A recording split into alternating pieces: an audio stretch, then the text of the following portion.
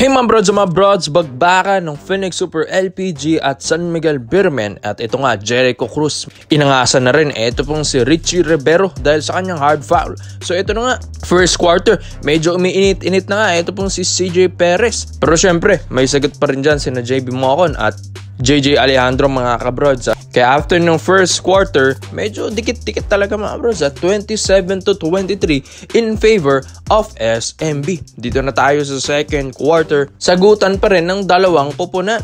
At dito na nga umiinit, ito pong si JJ Alejandro at off the bench, ito pong si Vic Manuel naka 4 straight points. Pati rin na off the bench ng Phoenix, ito pong si Ken Salado, talagang tinitirahan niya one-on-one, ito pong si Vic Manuel. Kaya nga mga bros, after ng first half natin, ang score ay 49-45 in favor of SMB. Sa third quarter nga mga brods, kahit may nasal fracture injury, ito pong si Junmar talagang tinitibag niyang depensa ng Phoenix Super LPG kung saan dino-double team, triple team na si Junmar, talagang wala pa ring makapigil. Third quarter pa lang, 11 points at 10 rebounds na agad. Ito pong si Junmar Fajardo, samantalang ang katulong dyan ni Junmar sa third quarter, ito pong si CJ Perez na may 20 puntos na agad mga kabrods. At off the bench din ito pong si Trollano naka 9 points agad dyan sa third quarter. Pero syempre hindi rin magpapahuli ito pong super rookie rin ng Phoenix na ito pong si Richie Rivero na may mga ala moves dyan, tapos may shootout pa. Kaya medyo napapalapit ang Phoenix pero hindi rin nagpapahuli dyan sa third quarter.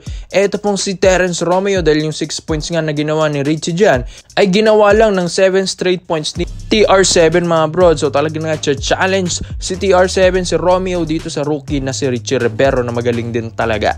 Kaya nga after ng third quarter, lamang pa rin ng Phoenix Super LPG ng 11 points mga brods sa 86-75.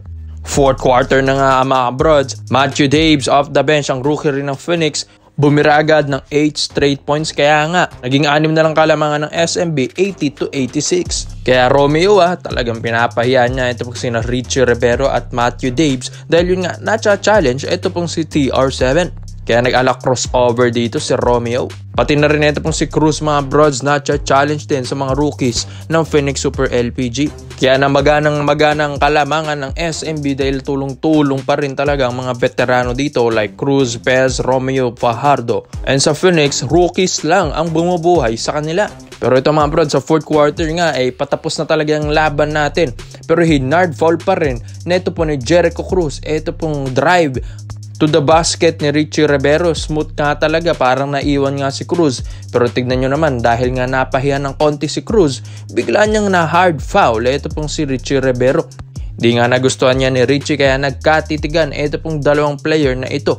So di rin maiwasan sa laro mga brods, talagang naag-aangasan ito pong si Cruz at si Richie Rivero. Pero yung hard foul nga ni Cruz, hindi nga yun talaga gusto ni Richie dahil syempre patapos na yung laro, lamang na, panalo na, pero hard foul pa rin siya. So ganyan talagang laro ni Cruz. Sabi nga ni Cruz, ni Jericho dun sa interview, parang di na rin niya napapansin dahil syempre part of the game, mainit talagang laban, na-challenge talaga mga bets ng SMB sa mga rookies talaga ng Phoenix Super LPG. Kaya sa uli, natambakan ng SMB ito pong Phoenix, kaya sila ang nakapanalo 116-102.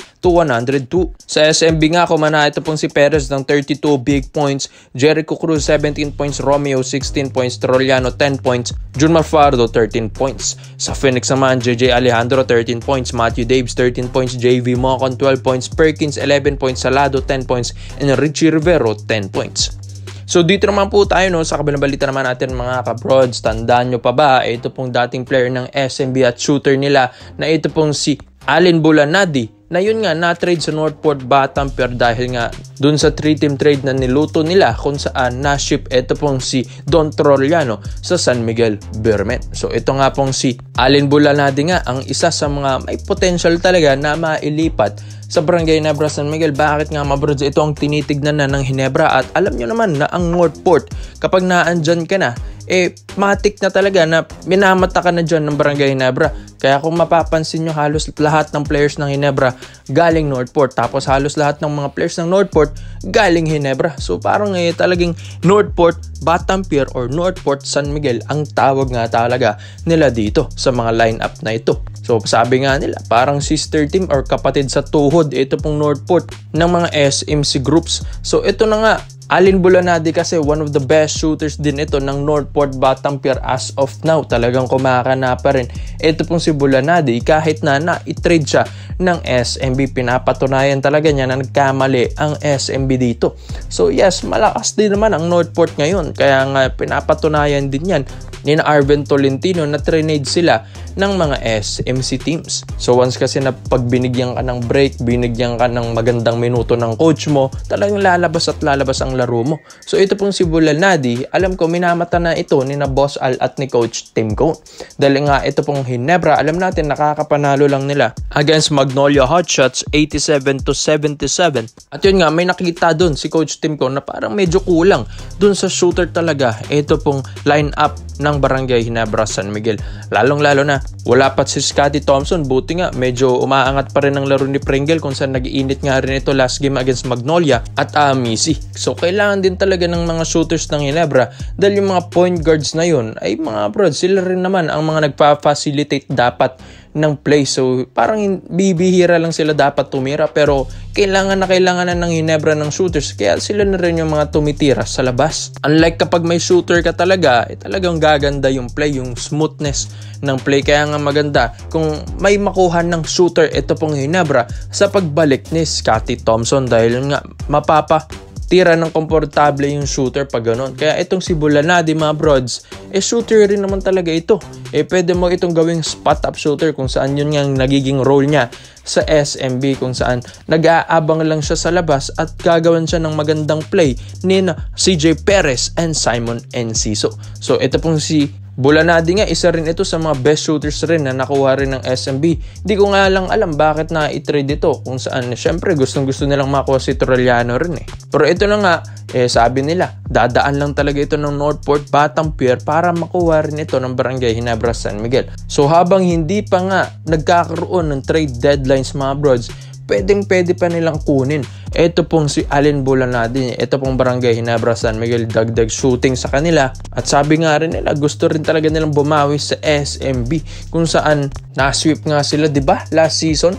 Kaya itong All Filipino Cup, dito na sila babawi at gusto nilang kunin yung kampyonato. Kaya ang Ginebra ngayon, magpapalakas talaga. At itong si Bulanadi, sa isang 6'1" or 6'2" shooting guard, pwede ito at pasok ito sa sistema ni Coach Tim Cone na lalong-lalo na gustong-gusto rin ni Coach Tim yung mga ganitong point guards or shooting guards na malalaki. Kaya pag-iisipan nito ng Barangay Ginebra San Miguel kung dapat na ba talaga nilang kunin.